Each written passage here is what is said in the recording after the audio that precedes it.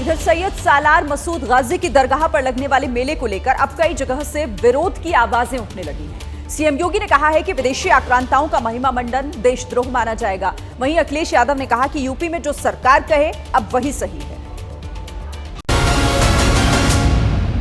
आक्रांता का महिमा मंडन का मतलब देशद्रोह।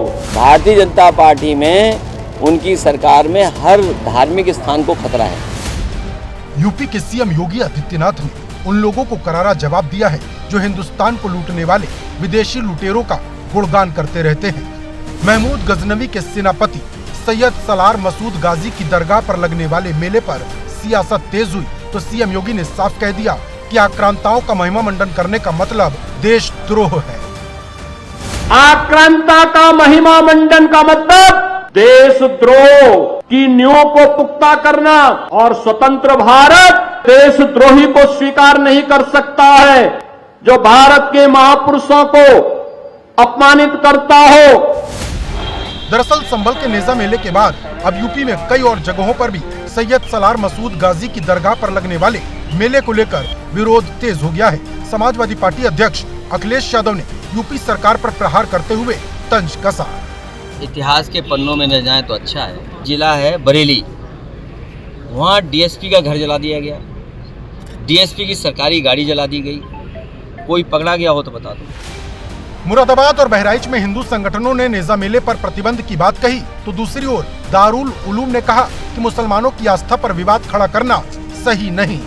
सालार गाजी वो व्यक्ति है जिसने सोमनाथ के मंदिर से लेकर मथुरा तक के मंदिरों को तोड़ा। उसको उत्तर प्रदेश के माथे से हटाया जाए, ये कलंक मिटना चाहिए। योगी सरकार से आशा है। सैयद सालार मसूद गाजी रहमतुल्लाह अलैह जिनसे लाखों मुसलमानों की अकीदत जुड़ी हुई है, अब उसको भी एक सियासत का मुद्दा और सियासी एंगल देने की कोशिश की जा रही है। दरअसल इस पूरे विवाद की शुरुआत संभल में लगने वाले नेजा मेले की इजाजत लेने के मुद्दे से हुई।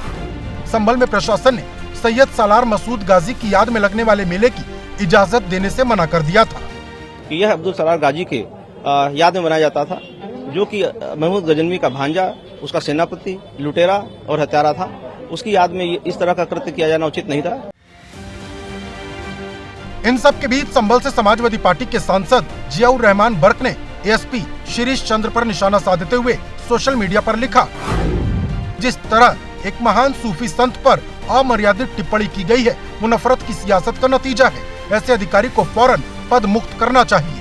यानी सैयद सालार मसूद गाजी को लेकर भले ही नेता सियासी रोटी सेक रहे हों, लेकिन एक विदेशी लुटेरे की तारीफ को भला कैसे जायज ठहराया जा सकता है।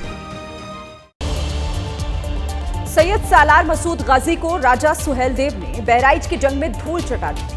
लड़ाई में सालार मसूद गाजी बेमौत मारा गया। सुहेलदेव को लेकर राजनीति करने वाले कह रहे हैं कि मेला लगने की बजाय जंग की याद में विजय दिवस मनाया जाना चाहिए।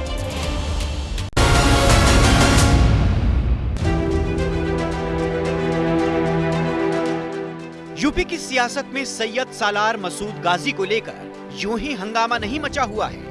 11वीं शताब्दी में बहराइच में हुई ऐतिहासिक लड़ाई के बाद राजा सुहेलदेव नायक बनकर उभरे और हिंदू प्रतिरोध का प्रतीक बन गए। सवाल ये है कि आखिरकार सालार मसूद जैसे लुटेरे की तारीफ में कुछ लोग इतने कसीदे क्यों गढ़ रहे हैं। सैयद सालार मसूद गाजी अफगान हमलावर महमूद गजनवी का भांजा और सेनापति था। कुछ इतिहासकारों के अनुसार सालार मसूद सोमनाथ मंदिर को लूटने वालों में भी शामिल था। श्रावस्ती के राजा सुहेलदेव ने 1034 ईस्वी में बहराइच के युद्ध में सालार मसूद को हरा दिया था।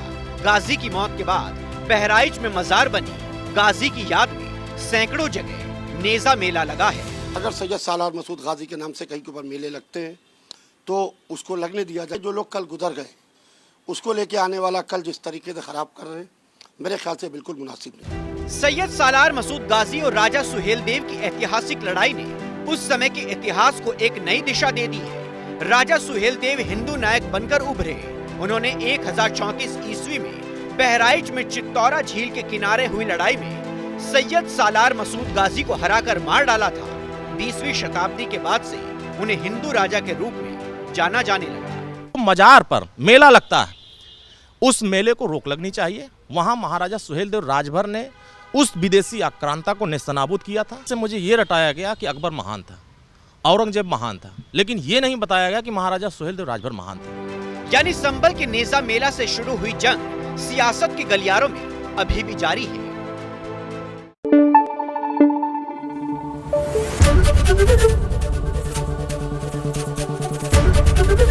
एबीपी न्यूज आपको रखे आगे।